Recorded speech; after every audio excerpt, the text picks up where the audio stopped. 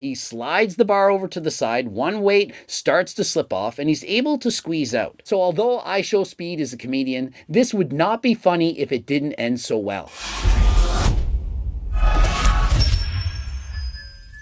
Coach Greg, and in today's video, IShowSpeed almost working out. I mean, at this point, can IShowSpeed not hire a personal trainer to make sure he doesn't do any stupid moronic things such as this? And so we're gonna watch the video and show you just how easy he could have prevented this and just how close he came to ending it. And so clearly the guy cares about his health. He's training at home in his home basement gym, and he's doing the bench press in a squat rack, and he's setting up the bench. So far, so good.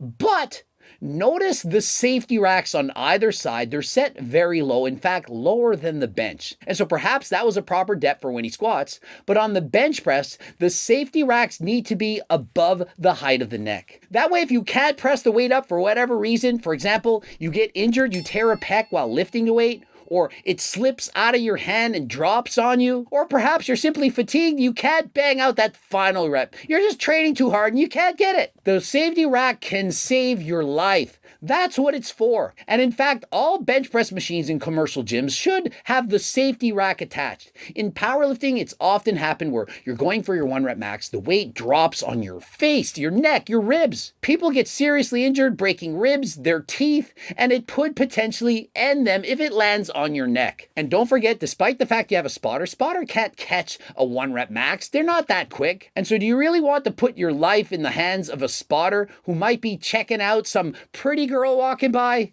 Of course not. And so he puts on a 45-pound plate on each side. I can tell it's not fake because of the sound of it, the way it looks, and so on. And so he says, I'm going to do a quick warm-up with a lightweight. He gets it for 2 reps. And so based on his range of motion, you could see the pegs could have been set 2 pegs higher, and it would not have affected his lift. The next thing you'll notice is the rack is actually too low. It's very close to his chest. It should be closer to extension to even begin the lift. That makes it much easier to set up for your lift and to re-rack the weight. And during this warm-up set, of which it's supposed to be easy, notice his legs come off the set. And so he's doing the bench press 100% wrong. He should be planting his feet, ensuring that he has a good solid grip with the ground, arching his back, squeezing his shoulder blades together, and from there he can properly execute the lift. And remember, a warm-up set should be very easy. I'd prefer to see a minimum of 10, but perhaps 15 or even 20 reps with a weight that's very easy. You're trying to get a pump, warm up, get a slight sweat going. And so what is 2 reps going to do? And so notice he's now increasing the height of the rack because it was in fact too low. And so he's learning from his mistakes. That first set, which is a light warm up weight, you should be inspecting the machine to ensure you have everything set up properly. After the first warm up set, if he didn't already have the safety pegs set up, he should have then raised them. He raised the height to re-rack the weight, but he didn't touch the safety pegs. Damn, I can't get it off the thing, bro. I can't get it off. Shit. He then tries to do 225 pounds, and after watching him do 135 for 2, I had 100% confidence that he would not be able to get that lift. And thank God for him that he wasn't. Imagine if he would have had the strength to unrack that 225. It would have came crushing down, landed on his chest, probably fell onto his neck. And so he says, it's too much. I'm going to lighten the weight back down and give it another try. And so this is exactly how you shouldn't lift. And you're thinking, no, he's probably the only one that would ever lift like this. Have you ever watched teenagers go to the gym? Very often these young, impressionable teenagers, their egos are getting the best of them. And so they all try to max out. They have 0 chance of doing it, but yet they give it a try.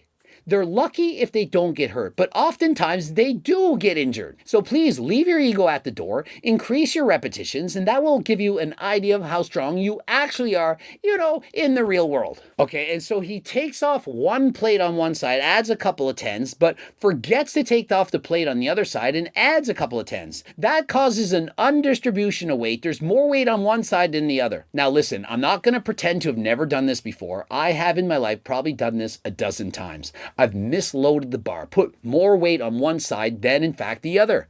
This even happens in official powerlifting competitions. It's happened to me, it happened to other people. And so before lifting a weight, especially one that's dangerous, please double check and verify that you have the proper weight loaded on the bar. It only takes 1 misload to cause a serious and devastating accident. These like it ain't nothing. Now I can't even do it. Bro.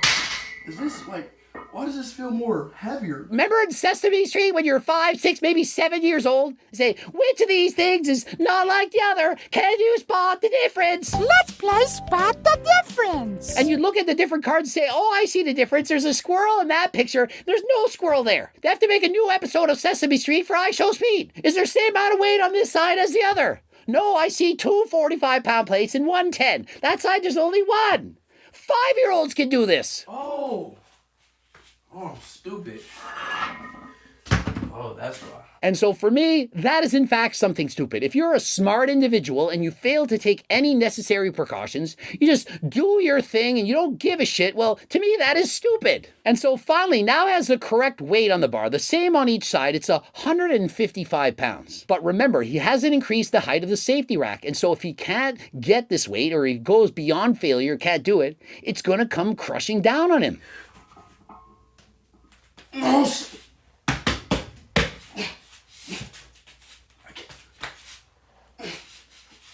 And so he doesn't have any safety racks on the bar, and so he slides the bar over to the side, one weight starts to slip off, and he's able to squeeze out. And so he should be thinking, why am I this stupid? Am I this dumb? Why am I doing these things? It very well could have been prevented by using pegs that were higher, using a lighter weight, actually warming up for this. And listen, I'm not going to pretend that I've never done this, that I wasn't also a moron. I would sneak into my parents' basement before they got home from school, go for 1 rep maxes on the bar, and oftentimes I couldn't lift a weight. And so I would roll the weight off my chest onto my stomach and then stand up from there.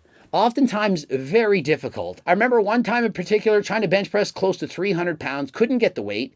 And my sister was present, 8 years younger than me. And I said, hey, Christine, hurry up, take off the weights. And so she proceeded to take the collar off and remove 1 plate and said, can you get it now? I was screaming, no, can't do it, take off more weights than that. She took off the entire one side, bar slams forward, but I was okay. But at least I had someone present. Someone who was available that if an emergency should happen, it's on your neck, that they could in fact help you. Inshallah, inshallah. Inshallah. So although IShowSpeed is a comedian, this would not be funny if it didn't end so well. And so good luck to everyone through Ramadan. Hopefully you're still able to train. Remember, it's more difficult when you're not consuming water, food during the day. And so my advice would be to either train early in the morning, get it out of the way, to consume enough food and water during the night, not to crash diet or expect to set PRs at this point. Just take a deload, perhaps maintain your results. If you just do about 1/3 of your current training volume and you keep the same intensity, you're most likely going to keep all of your gains. And once Ramadan is over and you're able to eat regularly again, you can then go back to setting PRs. Looking to increase your bench press, have a natural supplement. It's not banned by WADA. It's called Ecti Builder. It has various Ecti steroids. The human studies show that this is in fact effective, that it can make a difference. I've been using this for well over a year. It's allowed me to make significant improvement in my training, my strength, muscle mass, and so on. And so highly recommend Ecti Builder as part of your natural weight training routine. Don't have any money? That's okay. Offering a free diet and training program. It's over 50 pages long. Enter your name, first and last, and your email, and voila, you have a free training program to help you get to your weight loss and muscle building needs. Don't forget, code Greg saves you 10% on everything: cookbooks, training books, coaching plans by me and my team, the Circle Diet book, my clothing line, Harder Than Last Time supplements. You can see so many of these in the back. And be on the lookout for our new protein bars, the Seco bars, 220 calories, 20 grams of protein, raspberry cheesecake, delicious flavor, soft, highly recommend it. Click the link in the description, code Greg, 10% off. If you liked the video, give it a like, subscribe, click the bell button, watch the bloops. Don't forget to follow me on Instagram, Greg Doucette IPU Pro. And until next time, I am out.